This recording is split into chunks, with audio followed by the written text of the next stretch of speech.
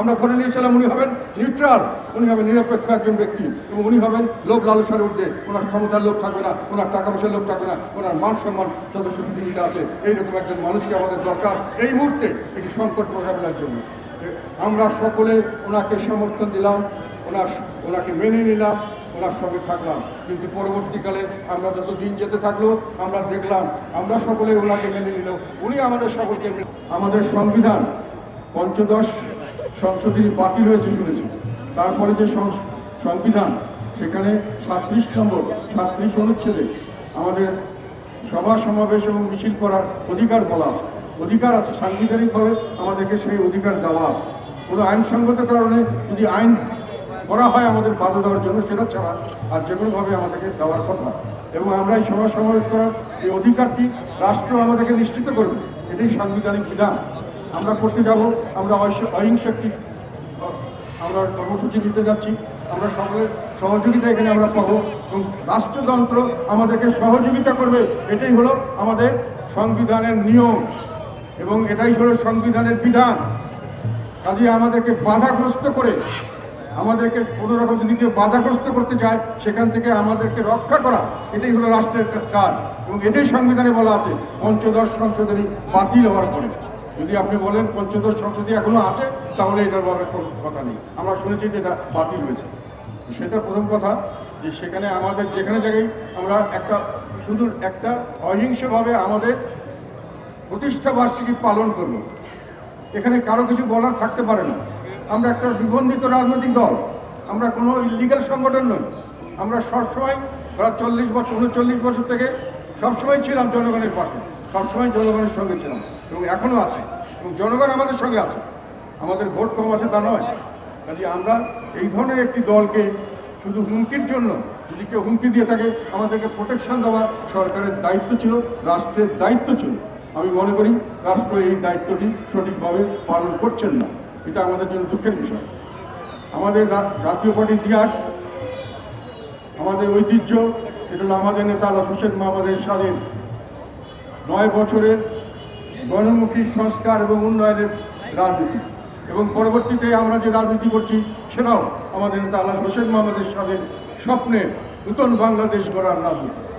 আজকের এই দিনে আমি গভীর শ্রদ্ধার সঙ্গে স্মরণ করছি আমাদের নেতা আলহাজ হোসেন মোহাম্মদ এরশাদকে।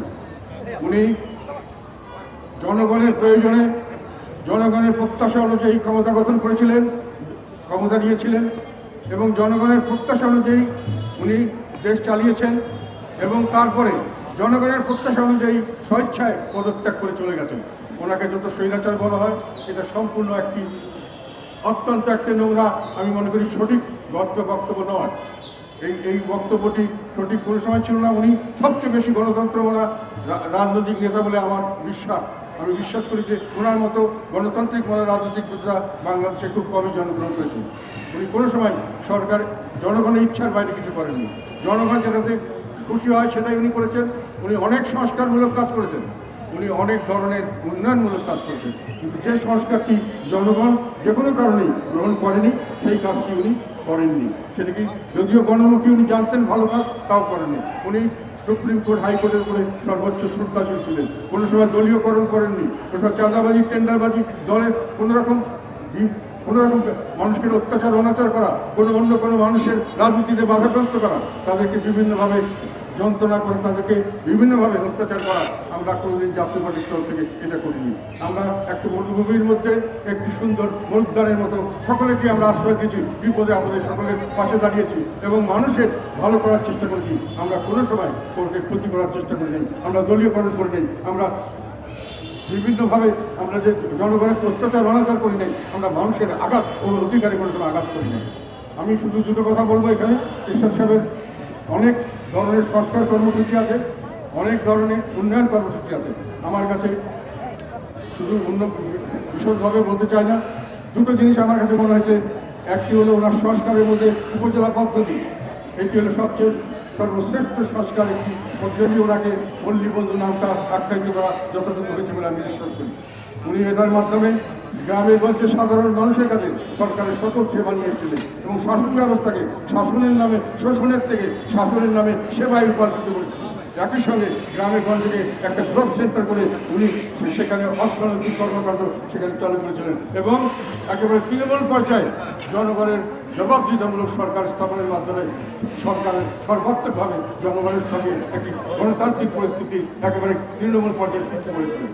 এই দেবনার একটি সংস্কার সবচেয়ে ভালো সংস্কার আর সবচেয়ে বড় সবচেয়ে উন্নয়নমূলক কাজ অনেক করেছেন। সারা দেশে ফুল ব্রিজ এখন যা দেখা যায় উন্নয়নের রূপকার ওনাকে বলা যায়। রাস্তাঘাট উনি যা করেছেন পরবর্তীকালে সবাই তাকে একটু বাড়িয়েছে কমিয়েছে, এর বেশি কিছু করা যায়নি। সেই মানুষটির একটি কথা উন্নয়নের কথা আমি মনে করি সর্বশ্রেষ্ঠ উন্নয়ন সেটা হলো যমুনা সেতু, মাল্টিপারপাস সেতু, যেটা বর্তমানে বঙ্গবন্ধু সেতু, সেটা উনি করেছিলেন। ওনার আমলে সমস্ত কিছু কাজকর্ম ঠিক করা হয়েছিল, উনি আগাছা গোড়াটা করেছিলেন। কেন করেছিলেন? আমাদের দেশকে যমুনা থেকে শুরু করে ব্রহ্মপুত্র, যমুনা এবং পদ্মায় সারা দেশকে পূর্ব এবং পশ্চিমে একটা ব্যাপকভাবে বিভাজন করেছিল, যার জন্য আমরা উন্নয়ন সঠিকভাবে হতো না। আমরা বৈষম্যের শিকার হতাম। পশ্চিম দিকের মানুষ ওই বৈষম্যকে হ্রাস করার জন্যই উনি এই যমুনা ব্রিজটি তৈরি করেছিলেন এবং ওখানে উনি যেটা করেছিলেন $696 মিলিয়ন বাজেট হয়েছিল এবং সেই $600 মিলিয়ন উনি ঋণ নিয়ে এসেছিলেন এবং সেটা দিয়ে সেই 4 বছরের কন্ট্রাক্টে 3 বছর 8 মাসে শেষ করেছিলেন। একটা পয়সাও বেশি লাগেনি। উনি সড়ক সেতু করেছিলেন, ওখানে রেল সংযোগ করেছেন, গ্যাস সংযোগ করেছেন, ইলেকট্রিক সংযোগ করেছিলেন। আপনারা সকলেই জানেন, মিডিয়ামের যারা আছেন, মিডিয়ার সঙ্গে যারা আছেন, গণমাধ্যম কর্মী, তারা সকলেই জানেন আমাদের দেশে ইউনিভার্সিটি ছাত্ররা তাদের চাকরির জন্য কোটা সিস্টেমের সংস্কারের জন্য দাবিতে একটি আন্দোলন তুলেছে। সে আন্দোলনটা বলা যায় 1 জুলাই 2024 প্রাতিষ্ঠানিকভাবে এটা জানানো হয়। ইউনিভার্সিটি ছাত্ররা তাদের চাকরির জন্য একটি আন্দোলন করেছিলেন। সেখানে বিভিন্নভাবে তাদেরকে অত্যাচার করে তাদের ন্যায়সঙ্গত দাবিতে পাশ কাটিয়ে সরকার যখন বিভিন্নভাবে তৎকালীন হাসিনা সরকার বিভিন্নভাবে উৎপীড়ন, নিপীড়ন, নির্যাতন শুরু করলো অযৌক্তিকভাবে, তখন এখানে অন্যান্য স্কুল কলেজের ছাত্র পরস্পর পরে তারা বিভিন্ন ধরনের সাধারণ জনগণ, মেহনতি শ্রমিক, কৃষক সকলেই এর সঙ্গে করল এবং সেখানে যেটা ছিল একটি কোটা সংস্কারের আন্দোলন ছাত্রদের, সেটা ছাত্র জনতার বৈষম্য বিরোধী আন্দোলনে রূপান্তরিত হয়েছিল এবং এখানে প্রথম দিন 3রা জুলাই থেকে শুরু করে পরবর্তীতে সংসদে বলার থেকে শুরু করে পরবর্তীতে প্রতিটি স্তরে প্রতিটি দিন বিভিন্ন সময় আমি বিভিন্ন জায়গায় মিটিং, মিছিল, সংবাদপত্রে সাক্ষাৎকারের মাধ্যমে এই আন্দোলনকে সমর্থন করেছি এবং এই আন্দোলনকে আমাদের জাতীয় পার্টি 28 জুলাই সর্বাত্মকভাবে একটি ওই বর্ধিত সভার মাধ্যমে আমরা এটাকে সর্বাত্মক সহযোগিতা করার এবং এখানে অহিংস এই ছাত্র জনতার আন্দোলনকে আমরা একাত্মতা ঘোষণা করেছিলাম, সকলে জানেন। এবং সেই করতে গিয়ে আমাদের বিভিন্ন জায়গায় আমাদের মানুষ নিহত হয়েছে। রোগপুরে দুজন মানুষ নিহত হয়েছেন, তাদের ঠিকানা সহ আমি প্রেসকে সাপ্লাই করেছিলাম, তাদের নাম, এবং 4 জন মানুষকে অ্যারেস্ট করেছিল, তাদের সমস্ত কিছু আমরা জাতীয় পার্টির এবং বিভিন্ন মানুষের প্রায় 20-30 জনের লিয়া হয়েছিল তৎকালীন সময় যখন আমরা এই বৈষম্য বিরোধী ছাত্র আন্দোলন করেছিলাম। দুঃখের বিষয় হলো আমরা কিন্তু তখন এটা যেতাম অহিংস আন্দোলন এবং সেইভাবে আমরা সমর্থন দিয়েছিলাম। পরবর্তীকালে আমরা যখন 5ই আগস্ট যখন সরকার গঠন করা হয় আমরা সেখানে ছিলাম। আমাদের সকলে মিলে ঠিক করা হলো যখন ডক্টর মোহাম্মদ ইউনূসকে প্রধান উপদেষ্টা করা হবে, সকলে যখন প্রস্তাব করলো আমরাও সেই প্রস্তাবের সঙ্গে একমত হলাম। সকলে আমরা একমত হলাম ওনার বিষয়ে। কেন? আমরা ধরে নিয়েছিলাম উনি হবেন নিউট্রাল, উনি হবেন নিরপেক্ষ একজন ব্যক্তি এবং উনি হবেন লোভ লালসার ঊর্ধ্বে। ওনার ক্ষমতার লোভ থাকবে না, ওনার টাকা পয়সার লোভ থাকবে না, ওনার মান সম্মান যথেষ্ট পৃথিবীতে আছে। এইরকম একজন মানুষকে আমাদের দরকার এই মুহূর্তে একটি সংকট মোকাবিলার জন্য। আমরা সকলে ওনাকে সমর্থন দিলাম, ওনাকে মেনে নিলাম, ওনার সঙ্গে থাকলাম। কিন্তু পরবর্তীকালে আমরা যত দিন যেতে থাকলো আমরা দেখলাম আমরা সকলে ওনাকে মেনে নিলেও উনি আমাদের সকলকে মেনে নিতে পারছেন না।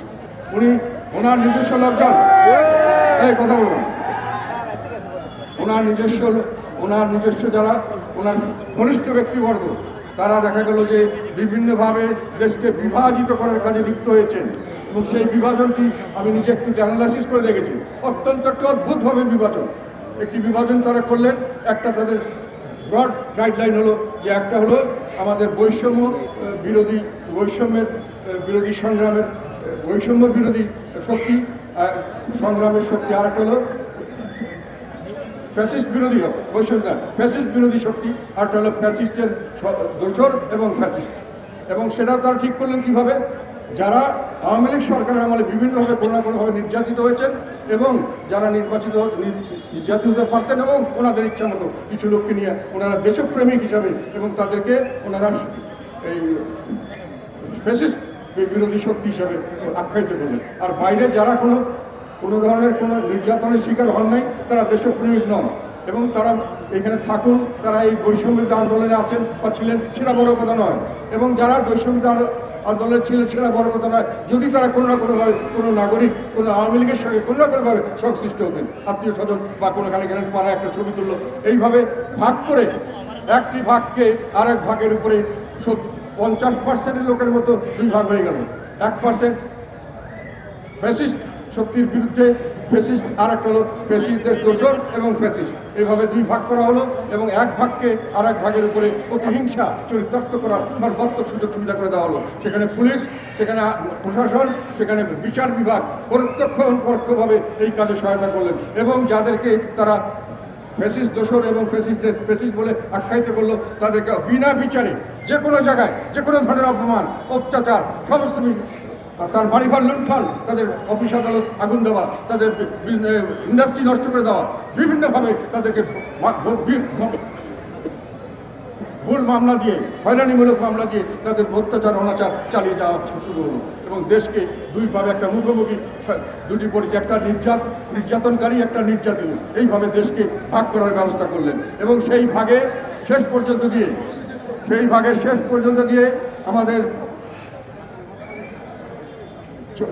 4 ডিসেম্বর উনি যখন জাতীয় ঐক্যের ডাক দিলেন এবং সেখানে 48টি নিবন্ধিত দলের মধ্যে 18টি দল বাদে বাকি 30টি দলকে উনি বাদ দিলেন এবং তার মধ্যে জাতীয় পার্টিকে যখন উনি বাদ দিলেন তখন এটাকে আনুষ্ঠানিকভাবে এই বিভাজনটাকে উনি গ্রহণ করে নিলেন এবং সেই বিভাজনের ফল দেখা যাচ্ছে এখন। কিন্তু আর একটা কথা আপনারা সবাই জানেন যারা মিডিয়া আছেন, যে এই আন্দোলনে দেশের 99% লোক এখানে অংশগ্রহণ করেছিল, যেখানে 99% মানুষ যদি আন্দোলনে থাকে তার মধ্যে 50% মানুষ আপনি ফ্যাসিস্টের দোসর আর ফ্যাসিস্ট হিসাবে যদি থাকে তাহলে এটা কি কোনো মিল হচ্ছে? 50% লোককে আপনি বাদ দিয়েছেন এবং আর 50% দিয়ে তাদের উপর নির্যাতন করছেন।